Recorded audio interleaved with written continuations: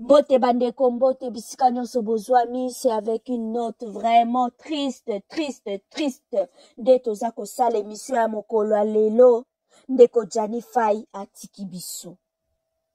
Atiki biso, que son âme repose en paix. Ndeko na biso Jani Fay a souffrir, surtout étape na ye Europe. Motema na ye zui ba choc.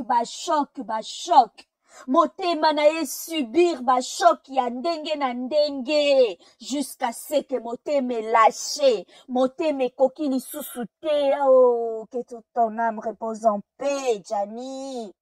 Ah, ça fait mal.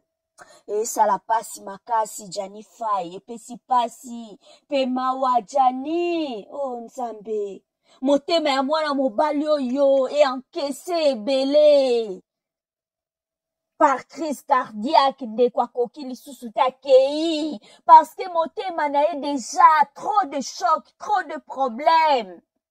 Ah, Nzambe yamba ye, pesa esika ya kimia papa. Moi mobali anyokwami dans sa chair, anyokwami moralement, anyokwami makasi na en Europe. Biso nyonso toyebi la vie en Europe eza facilité, comme partout ailleurs, vie ezaka facilité. Ndeko na biso azalaka na RDC, et ndeko producteur moko azwaka bango bayaka awa na Europe.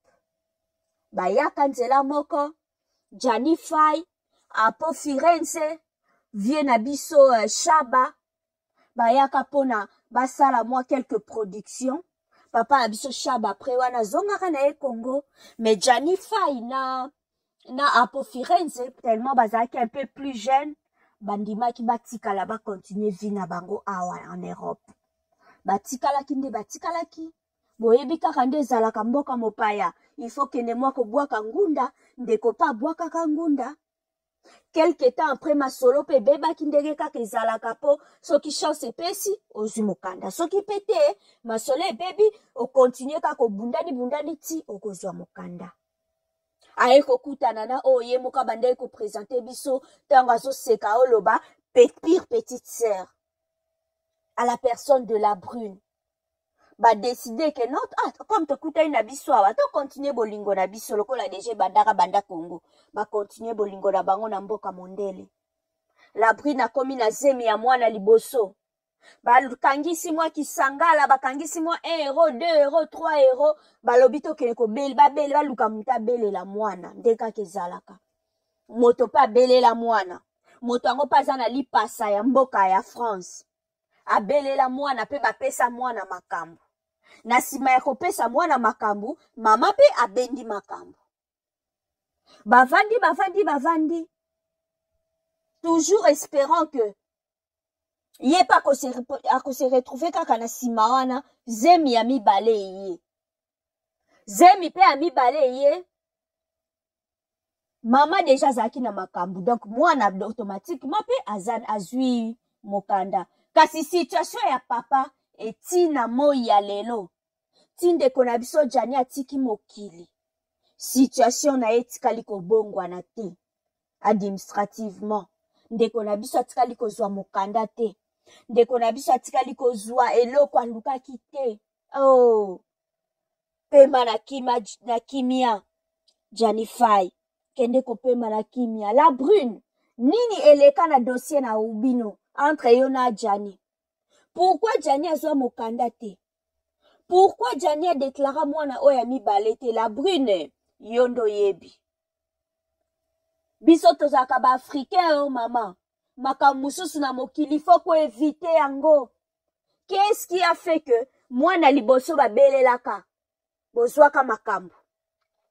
Pourquoi na tour ya papa tina moya lelo papa abelela mwana oya mibale te? Koling bako na mokili faut ko éviter ba problème mama. Ça maman ba ça 50 euros ba 200 euros ba nini mama. Oh kaka mwambongo bana oh bakoki kopesa yo kaka yango ndoko iko privé ko nyokola molimo ya moto tia kenene na samba bele na pasi wana na motema.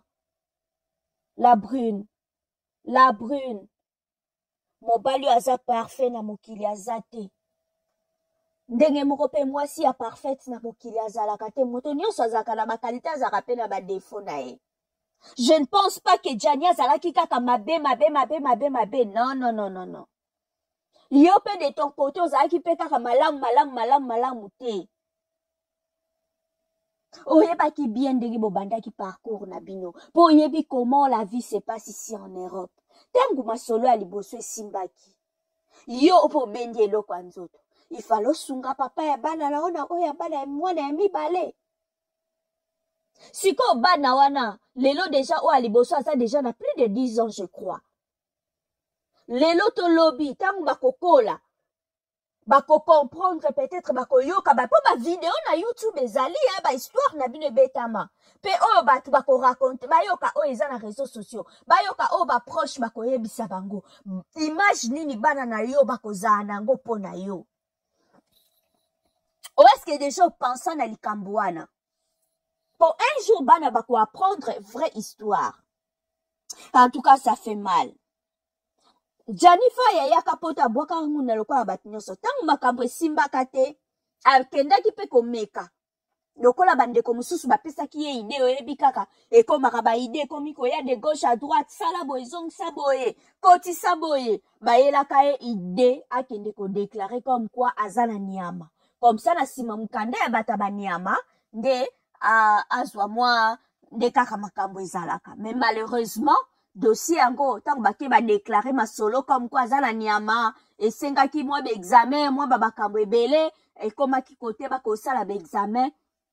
Le jour J, le garçon oyo alingaki akeko se présenter comme Yende Gianni pour garçon azakane na niama sala akop opesi moi quelque chose na ye akeko se présenter na place na yo basali prélèvement et bimi comme quoi yo ozala niama.